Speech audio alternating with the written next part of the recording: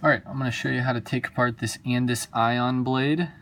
I saw there were some people talking on Facebook about it, so I'm going to show you how to do it. So the first thing we're going to do is we're going to take this back screw off that adjusts the lever there that moves the cutter front to back. So take that off, set it there. So now the lever does not move the blade. It's a trick there. Second thing we're going to do, we're going to take these springs off. So, got that one off. I'll try and keep this inside the camera. Alright, so now that spring is off, and that's off, so you can see these other three screws here, and you know you need to get to them, but the trick is you can't get this black piece off. Well, the secret is it's actually two black pieces, so you can actually, once you take the spring off and that set screw, just slide it back, and you can see there's these holes here and here for these four pegs. And I'll try and get that in the lighting so you can see that. So you got those four pegs that slide into those holes. Start here and slide forward back. You'll remember that when we put it back together. So then you got that lever off, you got that piece off there. Cutter comes off, so you got it just like that. You can see these three screws here that you could see from the other side but you couldn't get to. So now we'll just take those out, and when you go to put this back together, you'll see that there's only really one way these screws go in. If you try and put it in upside down, you'll quickly realize that it doesn't work that way, because there's little holes here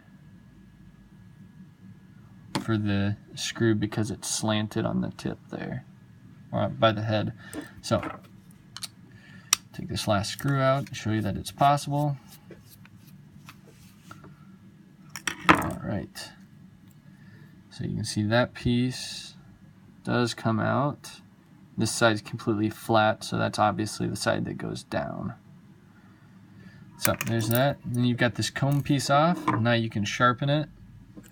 You can also sharpen the cutter. Unlike the wall Arco blades, there are no parts for these, so if something breaks or you lose a screw, your customer is going to be straight out of luck. But anyways, I'll show you how to put this back together now.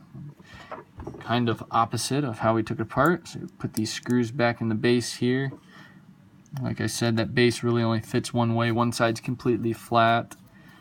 This side's got some different slopes to it. So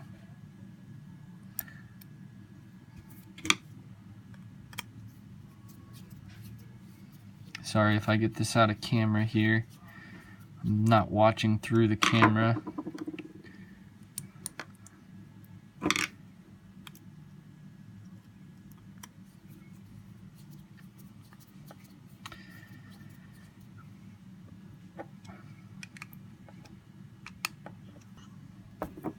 Alright, so we've got our three screws in.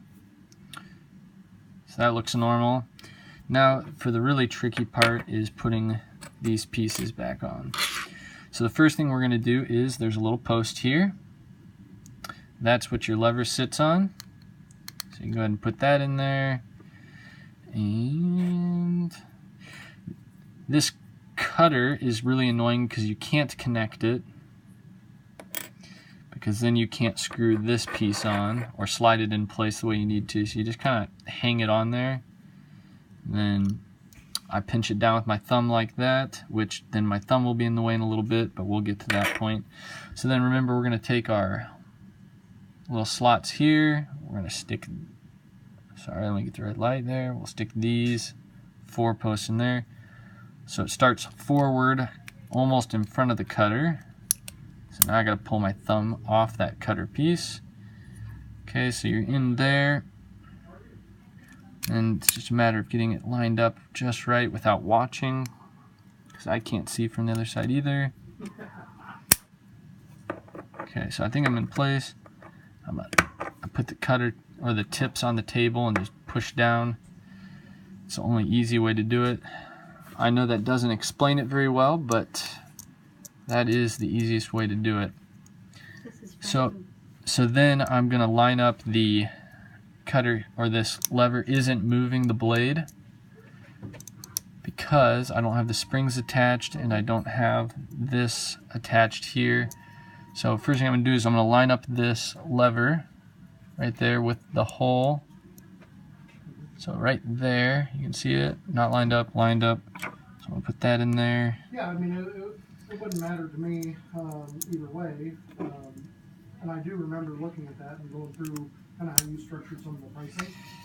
Alright, so screw that in, and then we'll reattach the cutter to these springs here. So, compared to just what you're... Just like that. Got that one in. Just like that. I've got that one in. So now you can see the cutter's attached to those springs, and this moves it forward to backward. I feel like the only time I take these apart and put them back together is when people ask, so if that seemed a little long and unhelpful, I'm sorry. If that was helpful for you, I'm glad. But I saw some people wanting to know how to do that, so that's how you do it.